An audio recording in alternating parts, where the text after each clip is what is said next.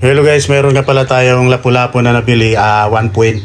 So, nagtataka ako, napakamura lang niya pero napasariwa naman niya. So, depende siguro sa panahon yan. Pagka panahon talaga na lapu-lapu, napakamura niya. Pero pagdating ng mga December, grabe. Sobrang mahal nitong isda na to mga sir. So, kaya lang hindi to yung tinatawag na senyorita. Kasi yung senyorita, yun talaga yung mga sa restaurant, pang hotel. Kasi yun, pagka yun ay pinirito, hindi siya bumabaliktad, hindi umiiktad. So, lagi siyang pantay. Pantay pa rin kung ano siyang itsura nung hilaw pa. Ganun pa rin siya pag naluto niya. Kaya maganda sa displayhan.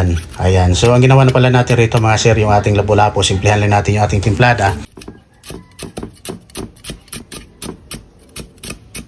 Nag-prepare tayo rito ng 2 kutsarang star margarine at syempre yung ating chinap-chop na lemongrass. Yun ang pinaka-timplada na rin natin rito para mabango ang ating inihaw. Ayan. At syempre tinimplahan natin ng konting magic sarap, paminta, marami paminta at liquid seasoning para pampalasa na rin, pampabango.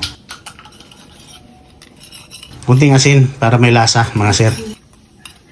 So ang ginawa natin rito, yung ginawa natin rito na timplada, yun po yung ginawa natin rito pang marinate, pang pahid, pang timplada natin sa ating lapu-lapu. Ayan. At syempre yung ating lemongrass na chinap-chop natin ng pino, kasama na kain yan kasi maliliit naman na siya, chinap-chop naman natin. Ayan, pagka inihaw. Ayan.